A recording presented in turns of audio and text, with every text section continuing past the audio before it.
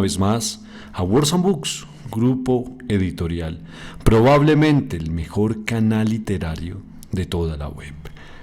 Sin lugar a dudas, en esta mansión vamos a continuar con esos proyectos que hemos ido dejando de lado. Hoy continuamos con El Túnel, una tarea que nos hemos propuesto para terminarla porque sabemos que es de vital importancia que esta novela esté narrada en nuestro canal, probablemente una de las novelas más importantes del siglo XX. Por lo menos desde lo que se refiere a autores argentinos. Recomiendo muchísimo leer sobre héroes y tumbas. No hay nada más extraordinario que leer informes sobre ciegos o la historia de Alejandra mientras Martín le espera en un banco. Estas historias de Ernesto Sábato siempre llegan al alma. Es literatura sofisticada, está mezclado con historia y con todo lo que tiene que ver con la decadencia de las familias prominentes de un tiempo de Buenos Aires, de un tiempo ya extinto. Y esta novela del Túnel, que tiene que ver con Juan Pablo Castel, nuestro pintor, ese pintor que decide asesinar, en sus propias palabras, a la única persona que podía comprenderla, que podía comprenderlo, y esta es María Iribarne. Una historia de celos, de venganza, de desesperación, muy bien hilvanada. Sabemos que Juan Pablo Castel está en la cárcel y que desde allí nos está narrando esta historia para nosotros los curiosos que queremos saber y profundizar qué fue lo que sucedió y en realidad por qué tomó esa decisión. Nada, por supuesto, justifica un asesinato, pero esto es literatura y literatura de la mejor. Gracias y bienvenidos. Esto es el capítulo 9 del Túnel de Ernesto Sábato. Quedamos en vernos pronto. Me dio vergüenza decirle que deseaba verla al otro día o que deseaba seguir viéndola allí mismo y que ella no debería separarse ya nunca de mí. A pesar de que mi memoria es sorprendente, tengo, de pronto, lagunas inexplicables. No sé ahora qué le dije en aquel momento, pero recuerdo que ella me respondió que debía irse. Esa misma noche le hablé por teléfono. Me atendió una mujer. Cuando le dije que quería hablar con la señorita María Iribarne, pareció vacilar un segundo, pero luego dijo que iría a ver si estaba. Casi instantáneamente oí la voz de María, pero con un tono casi oficinesco que me produjo un vuelco. «Necesito verla, María», le dije. «Desde que nos separamos he pensado constantemente en usted cada segundo». Me detuve temblando. Ella no contestaba. «¿Por qué no contesta?», le dije con nerviosidad creciente. «Espere un momento», respondió. Oí que dejaba el tubo. A los pocos instantes oí de nuevo su voz, pero esta vez su voz verdadera. Ahora también ella parecía estar temblando. «No podía hablar», me explicó. «¿Por qué? Acá entra y sale mucha gente. Y ahora, ¿cómo puede hablar?». «Porque cerré la puerta. Cuando cierro la puerta saben que no deben molestarme». «Necesito verla, María», repetí con violencia. «No he hecho otra cosa que pensar en usted desde el mediodía». Ella no respondió. «¿Por qué no responde?». «Castel», comenzó con indecisión. «No me diga Castel», grité indignado. «Juan Pablo», dijo entonces con timidez. Sentí que una interminable felicidad comenzaba con esas dos palabras. Pero María se había detenido nuevamente. «¿Qué pasa?», pregunté. «¿Por qué no habla?». «Yo también, musitó». «¿Yo también qué?», pregunté con ansiedad. «Que yo también no he hecho más que pensar». «¿Pero pensar en qué?», seguí preguntando, insaciable. «En todo». «¿Cómo en todo? ¿En qué?». «En lo extraño que es todo esto, lo de su cuadro, el encuentro de ayer, lo de hoy, qué sé yo, la imprecisión siempre me ha irritado». «Sí, pero yo le he dicho que no he dejado de pensar en usted», respondí. «Usted no me dice que haya pensado en mí». Pasó un instante, luego respondió. «Le digo que he pensado en todo». No ha dado detalles. «Es que todo es tan extraño, ha sido tan extraño, estoy tan perturbada». «Claro que pensé en usted». Mi corazón golpeó. Necesitaba detalles. Me emocionan los detalles, no las generalidades. «¿Pero cómo? ¿Cómo?», pregunté con creciente ansiedad. Yo he pensado en cada uno de sus rasgos, en su perfil cuando miraba el árbol, en su pelo castaño, en sus ojos duros, y cómo de pronto se hacen blandos, en su forma de caminar. «Tengo que cortar», me interrumpió de pronto. «Viene gente. La llamaré mañana temprano», alcancé a decir con desesperación. «Bueno», respondió rápidamente. Capítulo 10. Pasé una noche agitada. No pude dibujar ni pintar, aunque intenté muchas veces empezar algo. Salí a caminar y de pronto me encontré en la calle Corrientes. Me pasaba algo muy extraño. Miraba con simpatía a todo el mundo. Creo haber dicho que me he propuesto hacer este relato en forma totalmente imparcial, y ahora daré la primera prueba, confesando uno de mis peores defectos. Siempre he mirado con antipatía y hasta con asco a la gente, sobre todo a la gente amontonada. Nunca he soportado las playas en verano. Algunos hombres, algunas mujeres aisladas me fueron muy queridos. Por otros sentí admiración. No soy envidioso. Por otros tuve verdadera simpatía. Por los chicos siempre tuve ternura y compasión, sobre todo cuando, mediante un esfuerzo mental, trataba de olvidar que al fin serían hombres como los demás. Pero en general, la humanidad me pareció siempre detestable. No tengo inconvenientes en manifestar que a veces me impedía comer en todo el día o me impedía pintar durante una semana el haber observado un rasgo. Es increíble hasta qué punto la codicia, la envidia, la petulancia, la grosería, la avidez y en general todo ese conjunto de atributos que forman la condición humana pueden verse en una cara, en una manera de caminar, en una mirada. Me parece natural que después de un encuentro así uno no tenga ganas de comer, de pintar, ni aún de vivir. Sin embargo, quiero hacer constar que no me enorgullezco de esta característica. Sé que es una muestra de soberbia y sé también que mi alma ha albergado muchas veces la codicia, la petulancia, la avidez y la grosería. Pero he dicho que me propongo narrar esta historia con entera imparcialidad, y así lo haré. Esa noche, pues, mi desprecio por la humanidad parecía abolido, o por lo menos transitoriamente ausente. Entré en el Café Marzotto. Supongo que ustedes saben que la gente va allí a oír tangos, pero a oírlos como un creyente en Dios oye la Pasión según San Mateo. Capítulo 11. A la mañana siguiente, a eso de las 10, llamé por teléfono.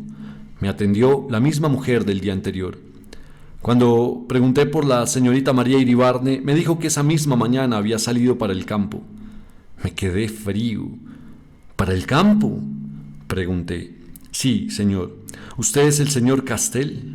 Sí, soy Castel. Dejó una carta para usted acá. Que perdone, pero no tenía su dirección. Me había hecho tanto a la idea de verla ese mismo día y esperaba cosas tan importantes de ese encuentro que este anuncio me dejó anonadado. Se me ocurrieron una serie de preguntas. ¿Por qué había resuelto ir al campo?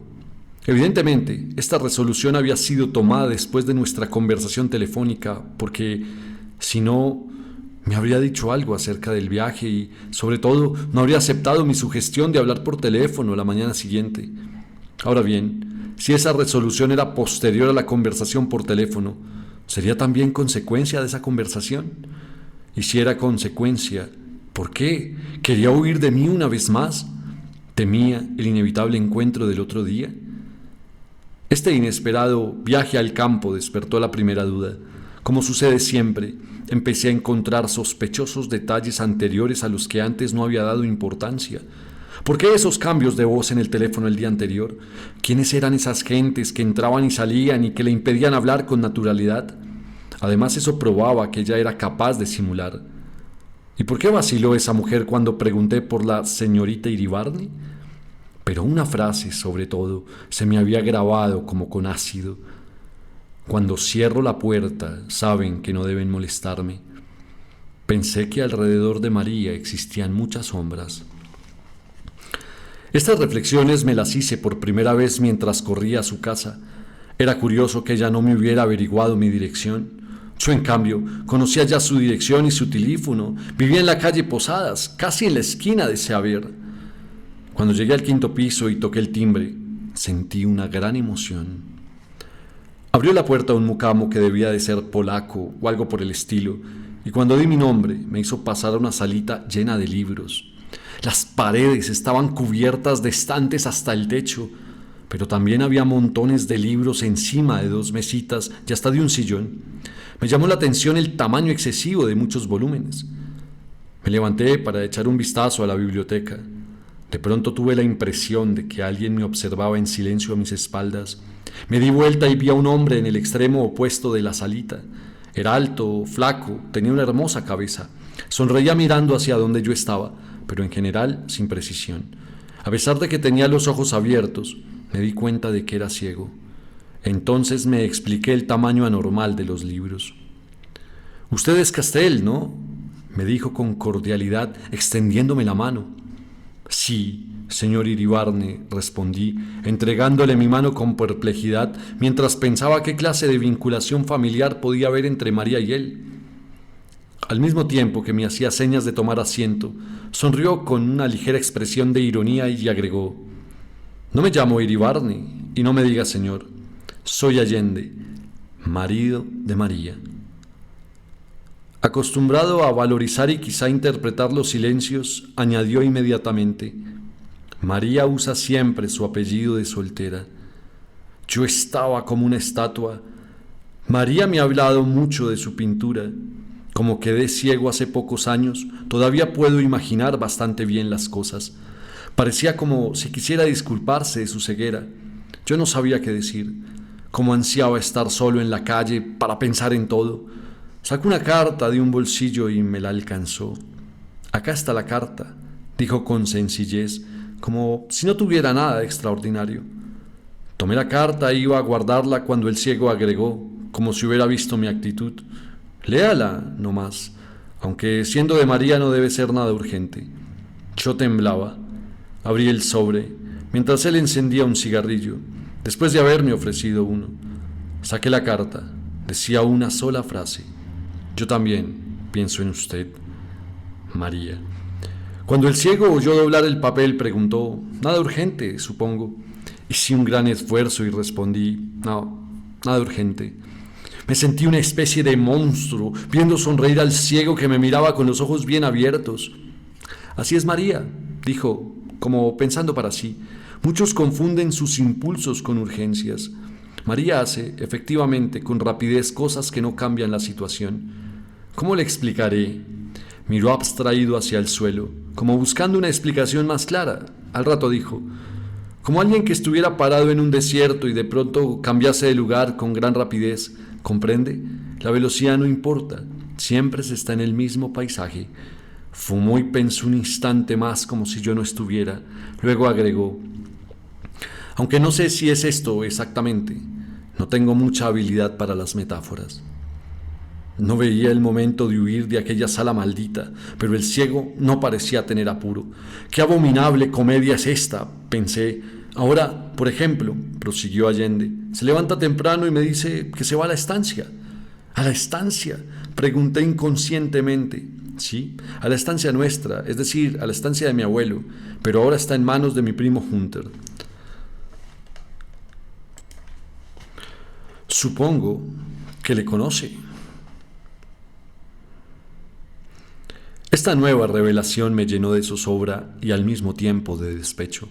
¿Qué podría encontrar María en ese imbécil, mujeriego y cínico?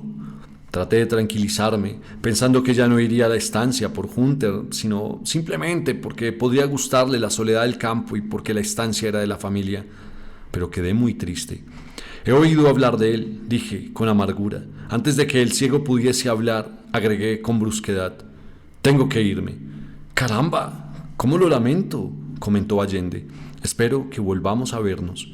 Sí, naturalmente», dije. Me acompañó hasta la puerta. Le di la mano y salí corriendo. Mientras bajaba en el ascensor me repetía con rabia: «¡Qué abominable comedia es esta!». Capítulo 12. Necesitaba despejarme y pensar con tranquilidad. Caminé por Posadas hacia el lado de la Recoleta. Mi cabeza era un pandemonio, una cantidad de ideas, sentimientos de amor y de odio, preguntas, resentimientos y recuerdos se mezclaban y aparecían sucesivamente. ¿Qué idea era esta, por ejemplo, de hacerme ir a la casa a buscar una carta y hacérmela entregar por el marido? ¿Y cómo no me había advertido que era casada? ¿Y qué diablos tenía que hacer en la estancia con el sinvergüenza de Hunter? ¿Y por qué no había esperado mi llamado telefónico? ¿Y ese ciego? ¿Qué clase de bicho era? Dije ya que tengo una idea desagradable de la humanidad. Debo confesar ahora que los ciegos no me gustan nada y que siento delante de ellos una impresión semejante a la que me producen ciertos animales fríos, húmedos y silenciosos, como las víboras. Si se agrega el hecho de leer delante de él una carta de la mujer que decía «Yo también pienso en usted», no es difícil adivinar la sensación de asco que tuve en aquellos momentos. Traté de ordenar un poco el caos de mis ideas y sentimientos y proceder con método, como acostumbro.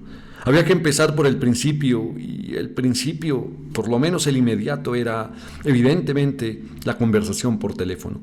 En esa conversación había varios puntos oscuros. En primer término, si en esa casa era tan natural que ella tuviera relaciones con hombres, como lo probaba el hecho de la carta a través del marido, ¿por qué emplear una voz neutra y oficinesca hasta que la puerta estuvo cerrada? Luego, ¿qué significaba esa aclaración de que cuando está la puerta cerrada saben que no deben molestarme? Por lo visto, era frecuente que ella se encerrara para hablar por teléfono, pero no era creíble que se encerrase para tener conversaciones triviales con personas amigas de la casa. Había que suponer que era para tener conversaciones semejantes a la nuestra. Pero entonces, ¿había en su vida otras personas como yo? ¿Cuántas eran? ¿Y quiénes eran? Primero pensé en Hunter, pero lo excluí enseguida. ¿A qué hablar por teléfono si podía verlo en la estancia cuando quisiera? ¿Quiénes eran los otros en ese caso? Pensé si con esto liquidaba el asunto telefónico. No quedaba terminado. Subsistía el problema de su contestación a mi pregunta precisa. Observé con amargura que cuando yo le pregunté si había pensado en mí, después de tantas vaguedades solo contestó: «No le he dicho que he pensado en todo». Esto de contestar con una pregunta no compromete mucho. En fin, la prueba de que esa respuesta no fue clara era que ella misma, al otro día, o esa misma noche, creyó necesario responder en forma bien precisa con una carta. «Pasemos a la carta», me dije. Saqué la carta del bolsillo y la volví a leer. «Yo también pienso en usted, María». La letra era nerviosa, o por lo menos era la letra de una persona nerviosa. No es lo mismo, porque de ser cierto lo primero, manifestaba una emoción actual y por lo tanto un indicio favorable a mi problema. Sea como sea, me emocionó muchísimo la firma María, simplemente María.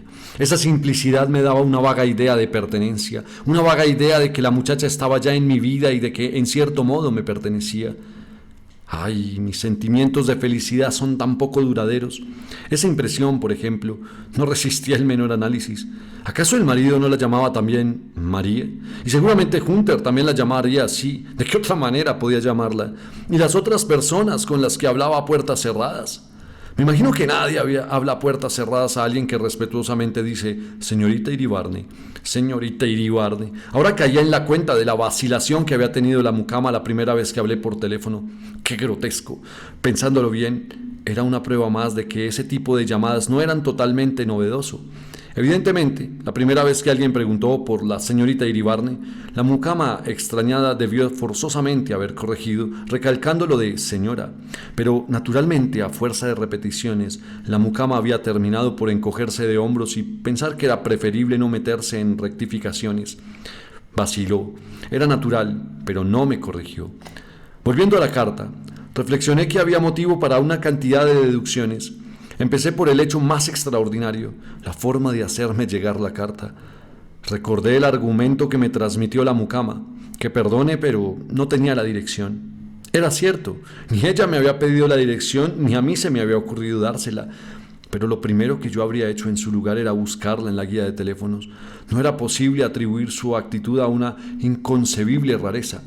Entonces era inevitable una conclusión. María deseaba que yo fuera a la casa y me enfrentase con el marido. Pero, ¿por qué? En este punto se llegaba a una situación sumamente complicada. Podía ser que ella experimentara placer en usar al marido de intermediario. Podía ser el marido el que experimentase placer. Podían ser los dos. Fuera de estas posibilidades patológicas quedaba una natural. María había querido hacerme saber que era casada para que yo viera la inconveniencia de seguir adelante. Estoy seguro de que muchos de los que ahora están leyendo estas páginas se pronunciarán por esta última hipótesis y juzgarán que solo un hombre como yo puede elegir alguna de las otras. En la época en que yo tenía amigos, muchas veces se han reído de mi manía de elegir siempre los caminos más enrevesados. Yo me pregunto por qué la realidad ha de ser simple. Mi experiencia me ha enseñado que, por el contrario, casi nunca lo es, y que cuando hay algo que parece extraordinariamente claro, una acción que al parecer obedece a una causa sencilla, casi siempre hay debajo móviles más complejos. Un ejemplo de todos los días: la gente que da limosnas. En general, se considera que es más generosa y mejor que la gente que no las da. Me permitiré tratar con el mayor desdén esta teoría simplista. Cualquiera sabe que no se resuelve el problema de un mendigo auténtico, con un peso o un pedazo de pan. Solamente se resuelve el problema psicológico del señor que compra así, por casi nada, su tranquilidad espiritual y su título de generoso. Júzguese hasta qué punto esa gente es mezquina cuando no se decide a gastar más de $1 por día para asegurar su tranquilidad espiritual y la idea reconfortante y vanidosa de su bondad. Cuanta más pureza de espíritu y cuanto más valor se requiere para sobrellevar la existencia de la miseria humana sin esta hipócrita y usuaria operación. Pero volvamos a la carta. Solamente un espíritu superficial podría quedarse con la misma hipótesis, pues se derrumba al menor análisis. María quería hacerme saber que era casada para que yo viese la inconveniencia de seguir adelante. Muy bonito, pero ¿por qué en ese caso recurrir a un procedimiento tan engorroso y cruel? ¿No podría habérmelo dicho personalmente y hasta por teléfono? ¿No podría haberme escrito de no tener valor para decírmelo? Quedaba todavía un argumento tremendo. ¿Por qué la carta, en este caso, no decía que era casada, como yo lo podía ver, y no rogaba que tomara nuestras relaciones en un sentido más tranquilo? No, señores, por el contrario, la carta era una carta destinada a consolidar nuestras relaciones, a alentarlas y a conducirlas por el camino más peligroso. Quedaban al parecer las hipótesis patológicas. ¿Era posible que María sintiera placer en emplear a Allende de intermediario? ¿O era él quien buscaba esas oportunidades? ¿O el destino se había divertido juntando dos seres semejantes? De pronto me arrepentí de haber llegado a esos extremos. Con mi costumbre de analizar indefinidamente hechos y palabras, recordé la mirada de María fija en el árbol de la plaza mientras oía mis opiniones. Recordé su timidez, su primera huida, y una desbordante ternura hacia ella comenzó a invadirme. Me pareció que era una frágil criatura en medio de un mundo cruel, lleno de fealdad y miseria. Sentí lo que muchas veces había sentido desde aquel momento del salón, que era un ser semejante a mí. Olvidé mis áridos razonamientos, mis deducciones feroces. Me dediqué a imaginar su rostro, su mirada, esa mirada que me recordaba algo que no podía precisar, su forma profunda y melancólica de razonar. Sentí que el amor anónimo que yo había alimentado durante años de soledad se había concentrado en María. ¿Cómo podía pensar cosas tan absurdas? Traté de olvidar, pues, todas mis estúpidas deducciones acerca del teléfono, la carta, la estancia, Hunter. Pero no pude. Capítulo 13. Los días siguientes fueron agitados. En mi precipitación no había preguntado cuándo volvería María de la estancia. El mismo día de mi visita volví a hablar por teléfono para averiguarlo. La mucama me dijo que no sabía nada. Entonces le pedí la dirección de la estancia. Esa misma noche escribí una carta desesperada, preguntándole la fecha de su regreso y pidiéndole que me hablara por teléfono en cuanto llegase a Buenos Aires o que me escribiese. Fui hasta el correo central y la hice certificar para disminuir al mínimo los riesgos. Como decía, pasé unos días muy agitados y 1000 veces volvieron a mi cabeza las ideas oscuras que me atormentaban después de la visita a la calle Posadas. Tuve este sueño. Visitaba de noche una vieja casa solitaria. Era una casa en cierto modo conocida e infinitamente ansiada por mí desde la infancia, de manera que al entrar en ella me guiaban algunos recuerdos. Pero a veces me encontraba perdido en la oscuridad o tenía la impresión de enemigos escondidos que podían asaltarme por detrás o de gentes que cuchicheaban y se burlaban de mí, de mi ingenuidad. ¿Quiénes eran esas gentes y qué querían?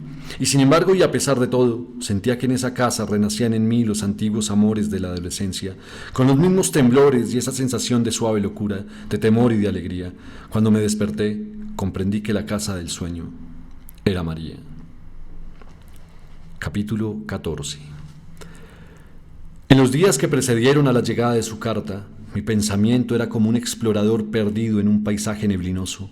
Acá y allá, con gran esfuerzo, lograba vislumbrar vagas siluetas de hombres y cosas, indecisos perfiles de peligros y abismos. La llegada de la carta fue como la salida del sol, pero este sol era un sol negro, un sol nocturno. No sé si se puede decir esto, pero aunque no soy escritor y aunque no estoy seguro de mi precisión, no retiraría la palabra nocturno. Esta palabra era, quizás, la más apropiada para María, entre todas las que forman nuestro imperfecto lenguaje. Esta es la carta que me envió. He pasado 3 días extraños. El mar, la playa, los caminos me fueron trayendo recuerdos de otros tiempos. No solo imágenes, también voces, gritos y largos silencios de otros días. Es curioso, pero vivir consiste en construir futuros recuerdos. Ahora mismo, aquí frente al mar, sé que estoy preparando recuerdos minuciosos que alguna vez me traerán la melancolía y la desesperanza. El mar está ahí, permanente y rabioso. Mi llanto de entonces, inútil, también inútiles mis esperas en la playa solitaria, mirando tenazmente al mar. ¿Has adivinado y pintado este recuerdo mío, o has pintado el recuerdo de muchos seres, como vos y yo? Pero ahora tu figura se interpone, estás entre el mar y yo, mis ojos se encuentran en tus ojos, estás quieto y un poco desconsolado, me miras como pidiendo ayuda. María. Cuánto la comprendía y qué maravillosos sentimientos crecieron en mí con esta carta. Hasta el hecho de tutearme de pronto me dio una certeza de que María era mía, y solamente mía. Estás entre el mar y yo. Allí no existía otro, estábamos solo nosotros dos, como lo intuí desde el momento en que ella miró la escena de la ventana.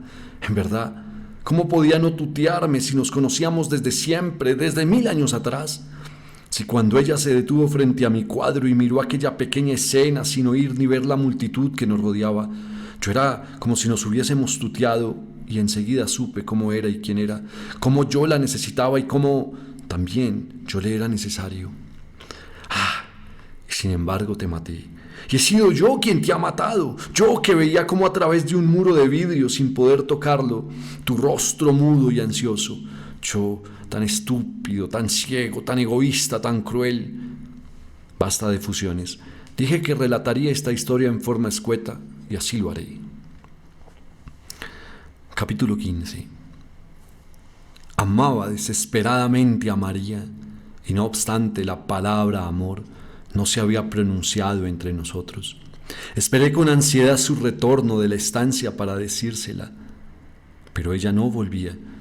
A medida que fueron pasando los días, creció en mí una especie de locura. Le escribí una segunda carta que simplemente decía: te quiero, María, te quiero, te quiero. A los 2 días recibí, por fin, una respuesta que decía estas únicas palabras: tengo miedo de hacerte mucho mal. Le contesté en el mismo instante: no me importa lo que puedas hacerme. Si no pudiera amarte me moriría. Cada segundo que paso sin verte es una interminable tortura. Pasaron días atroces, pero la contestación de María no llegó. Desesperado escribí: estás pisoteando este amor. Al otro día, por teléfono, oí su voz, remota y temblorosa. Excepto la palabra María, pronunciada repetidamente, no atiné a decir nada, ni tampoco me habría sido posible. Mi garganta estaba contraída de tal modo que no podía hablar distintamente. Ella me dijo: vuelvo mañana a Buenos Aires. Te hablaré apenas llegue. Al otro día, a la tarde, me habló desde su casa. Te quiero ver enseguida, dije. Sí, nos veremos hoy mismo, respondió. Te espero en la plaza San Martín, le dije. María pareció vacilar, luego respondió: preferiría en la Recoleta. Estaré a las 8. ¿Cómo esperé aquel momento? ¿Cómo caminé sin rumbo por las calles para que el tiempo pasara más rápido? Qué ternura sentía en mi alma, qué hermosos me parecía el mundo. La tarde de verano, los chicos que jugaban en la vereda. Pienso ahora hasta qué punto el amor enceguece y qué mágico poder de transformación tiene. La hermosura del mundo, si es para morirse de risa. Habían pasado pocos minutos de las 8 cuando vi a María que se acercaba, buscándome en la oscuridad. Era ya muy tarde para ver su cara, pero reconocí su manera de caminar. Nos sentamos, le apreté un brazo y repetí su nombre insensatamente. Muchas veces no acertaba a decir otra cosa, mientras ella permanecía en silencio. ¿Por qué te fuiste a la estancia?, pregunté por fin con violencia. ¿Por qué me dejaste solo? ¿Por qué dejaste esa carta en tu casa? ¿Por qué no me dijiste que eras casada? Ella no respondía. Le estrujé el brazo. Gimió. Me haces mal, Juan Pablo, dijo suavemente. ¿Por qué no me decís nada? ¿Por qué no respondes? No decía nada. ¿Por qué? ¿Por qué? Por fin respondió. ¿Por qué todo ha de tener respuesta? No hablemos de mí, hablemos de vos, de tus trabajos, de tus preocupaciones. Pensé constantemente en tu pintura, en lo que me dijiste en la Plaza San Martín. Quiero saber qué haces ahora, qué pensás, si has pintado o no. Te volví a estrujar el brazo con rabia. No, le respondí, no es de mí que deseo hablar de nosotros dos, necesito saber si me querés, nada más que eso, saber si me querés. No respondió. Desesperado por el silencio y por la oscuridad que no me permitía adivinar sus pensamientos a través de sus ojos, encendí un fósforo. Ella dio vuelta rápidamente la cara, escondiéndola. Le tomé la cara con mi otra mano y la obligué a mirarme. Estaba llorando silenciosamente. Ah, entonces no me querés, dije con amargura. Mientras el fósforo se apagaba, vi, sin embargo, cómo me miraba con ternura. Luego, ya en plena oscuridad, sentí que su mano acariciaba mi cabeza. Me dijo suavemente, claro que te quiero. ¿Por qué hay que decir ciertas cosas? Sí, le respondí, pero ¿cómo me querés?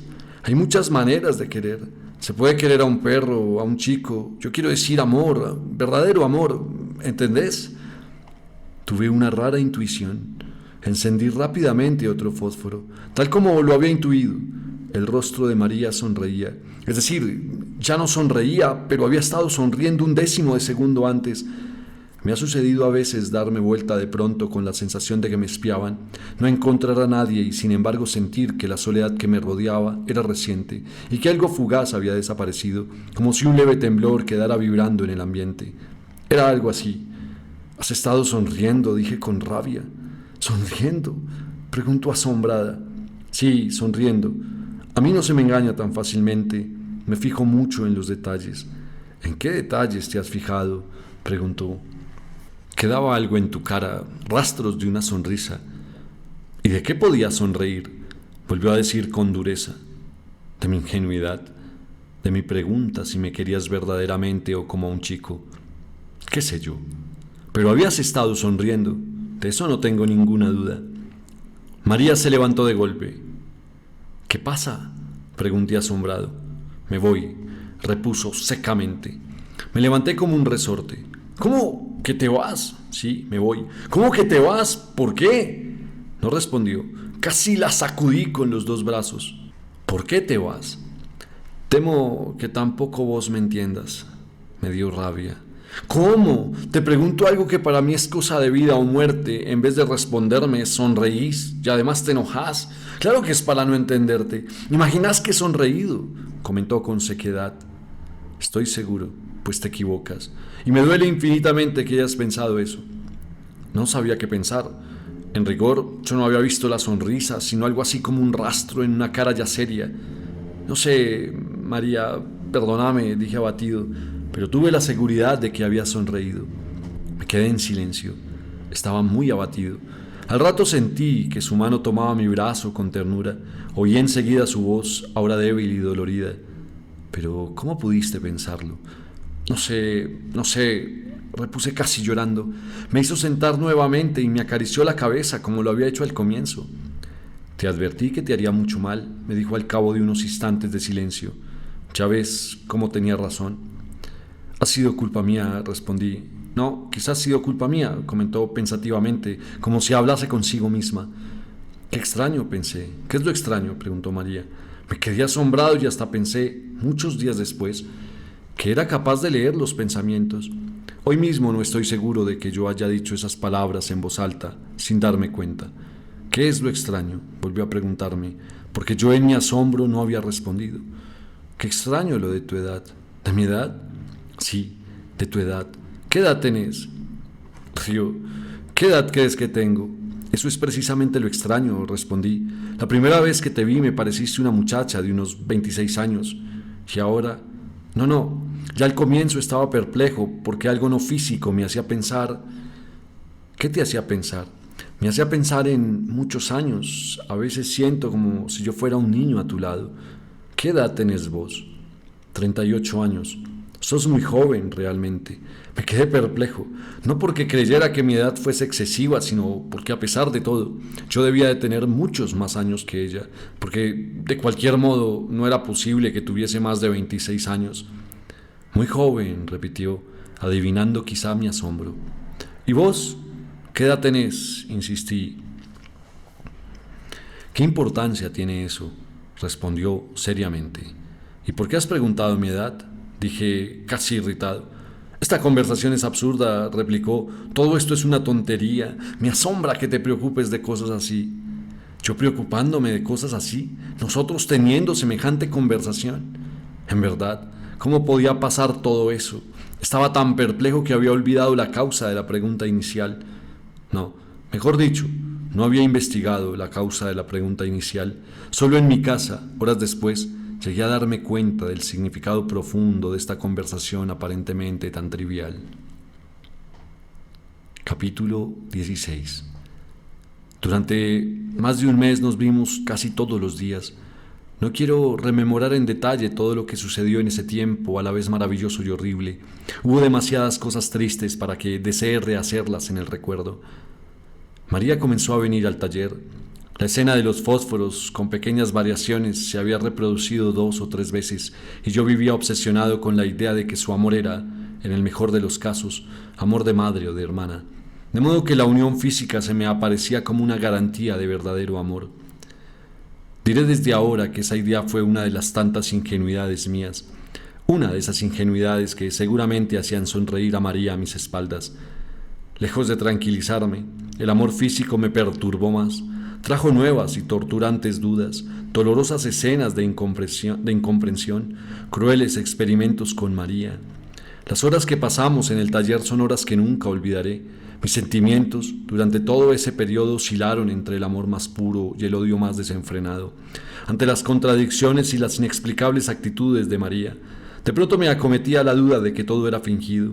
Por momentos parecía una adolescente púdica y de pronto se me ocurría que era una mujer cualquiera, y entonces un largo cortejo de dudas desfilaba por mi mente. ¿Dónde? ¿Cómo? ¿Quiénes? ¿Cuándo? En tales ocasiones no podía evitar la idea de que María representaba la más sutil y atroz de las comedias, y de que yo era, entre sus manos, como un ingenuo chiquillo al que se engaña con cuentos fáciles para que coma o duerma. A veces me acometía un frenético pudor, corría a vestirme y luego me lanzaba a la calle a tomar fresco y a rumiar mis dudas y aprensiones. Otros días, en cambio, mi reacción era positiva y brutal. Me echaba sobre ella, le agarraba los brazos como con tenazas, se los retorcía y le clavaba la mirada en sus ojos, tratando de forzarle garantías de amor, de verdadero amor. Pero nada de todo esto es exactamente lo que quiero decir. Debo confesar que yo mismo no sé lo que quiero decir con eso del amor verdadero. Y lo curioso es que, aunque empleé muchas veces esa expresión en los interrogatorios, nunca hasta hoy me puse a analizar a fondo su sentido. ¿Qué quería decir? ¿Un amor que incluyera la pasión física? Quizá la buscaba en mi desesperación de comunicarme más firmemente con María. Yo tenía la certeza de que, en ciertas ocasiones, lográbamos comunicarnos, pero en forma tan sutil, tan pasajera, tan tenue, que luego quedaba más desesperadamente solo que antes, con esa imprecisa insatisfacción que experimentamos al querer reconstruir ciertos amores de un sueño. Sé que, De pronto, lográbamos algunos momentos de comunión, y el estar juntos atenuaba la melancolía que siempre acompaña esas sensaciones, seguramente causada por la esencial incomunicabilidad de esas fugaces bellezas. Bastaba que nos miráramos para saber que estábamos pensando, o, mejor dicho, sintiendo lo mismo. Claro que pagábamos cruelmente esos instantes, porque todo lo que sucedía después parecía grosero o torpe. Cualquier cosa que hiciéramos, hablar, tomar café, era doloroso, pues señalaba hasta qué punto eran fugaces esos instantes de comunidad. Y lo que era mucho peor, causaban nuevos distanciamientos, porque yo la forzaba en la desesperación de consolidar de algún modo esa fusión, a unirnos corporalmente. Solo lográbamos confirmar la imposibilidad de prolongarla o consolidarla mediante un acto material. Pero ella agravaba las cosas porque, quizá en su deseo de borrarme esa idea fija, aparentaba sentir un verdadero y casi increíble placer. Y entonces venían las escenas de vestirme rápidamente y huir a la calle, o de apretarle brutalmente los brazos y querer forzarle confesiones sobre la veracidad de sus sentimientos y sensaciones. Y todo era tan atroz que cuando ella intuía que nos acercábamos al amor físico, trataba de rehuirlo. Al final había llegado a un completo escepticismo y trataba de hacerme comprender que no solamente era inútil para nuestro amor, sino hasta pernicioso. Con esta actitud solo lograba aumentar mis dudas acerca de la naturaleza de su amor, puesto que yo me preguntaba si ella no habría estado haciendo la comedia, y entonces poder ella arguir que el vínculo físico era pernicioso y de ese modo evitarlo en el futuro, siendo la verdad que lo detestaba desde el comienzo y, por lo tanto, que era fingido su placer. Naturalmente, sobrevenían otras peleas y era inútil que ella tratara de convencerme. Solo conseguía enloquecerme con nuevas y más sutiles dudas, y así recomenzaban nuevos y más complicados interrogatorios. Lo que más me indignaba, ante el hipotético engaño, era el haberme entregado a ella completamente indefenso, como una criatura. Si alguna vez sospecho que me has engañado, le decía con rabia, te mataré como un perro. Le retorcía los brazos y la miraba fijamente en los ojos por si podía advertir algún indicio, algún brillo sospechoso, algún fugaz destello de ironía. Pero en esas ocasiones me miraba asustada como un niño, o tristemente, con resignación, mientras comenzaba a vestirse en silencio. Un día la discusión fue más violenta que de costumbre y llegué a gritarle puta. María quedó muda y paralizada. Luego, lentamente, en silencio, fue a vestirse detrás del biombo de los modelos. Y cuando yo, después de luchar entre mi odio y mi arrepentimiento, corrí a pedirle perdón, vi que su rostro estaba empapado en lágrimas. No supe qué hacer. La besé tiernamente en los ojos, le pedí perdón con humildad, lloré ante ella, me acusé de ser un monstruo cruel, injusto y vengativo. Y eso duró mientras ella mostró algún resto de desconsucio, pero apenas se calmó y comenzó a sonreír con felicidad, empezó a parecerme poco natural que ella no siguiera triste. Podía tranquilizarse, pero era sumamente sospechoso que se entregase a la alegría después de haberle gritado una palabra semejante, y comenzó a parecerme que cualquier mujer debe sentirse humillada al ser calificada así, hasta las propias prostitutas, pero ninguna mujer podría volver tan pronto a la alegría, a menos de haber cierta verdad en aquella calificación. Escenas semejantes se repetían casi todos los días. A veces terminaban en una calma relativa y salíamos a caminar por la Plaza Francia como dos adolescentes enamorados.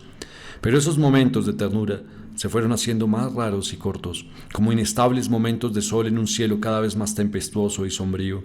Mis dudas y mis interrogatorios fueron envolviéndolo todo, como una liana que fuera enredando y ahogando los árboles de un parque en una monstruosa trama. Quiero agradecerles enormemente por llegar hasta esta parte del relato. Muy pronto continuaremos con el capítulo 17. Espero que haya sido de su agrado. Esta es una novela reflexiva acerca de esas personas que tienen tendencia a dominar, a celar, que normalmente nunca termina en nada bueno. Es casi lo que se vive a diario cuando vemos en las noticias estos feminicidios, cuando vemos las consecuencias, cuando no se detiene a tiempo a las personas que no han logrado madurar una parte de sí y entender que todos somos libres y que a pesar de nuestras decisiones equivocadas o erradas, tenemos que aprender a convivir con las personas y en la medida de lo posible, superarnos, superar esos miedos, esos complejos y simplemente ir hacia adelante. Y si tienes una persona que tenga estas características, solo hay dos maneras de ayudarlo. Una es enviándolo a una ayuda psicológica, en muchos casos psiquiátrica, porque hay algunos complejos de fondo que evidentemente lo están destruyendo por dentro y eso está siendo proyectado en su pareja. Y la otra es alejarse, que es en última instancia la decisión más inteligente. A veces el mejor camino es dejar ir, porque puede terminar en situaciones como la que nos cuenta magistralmente Ernesto Sábato. Un abrazo, muchísimas gracias y por favor no olviden suscribirse y si esto les gusta compartirlo en sus grupos. Feliz día.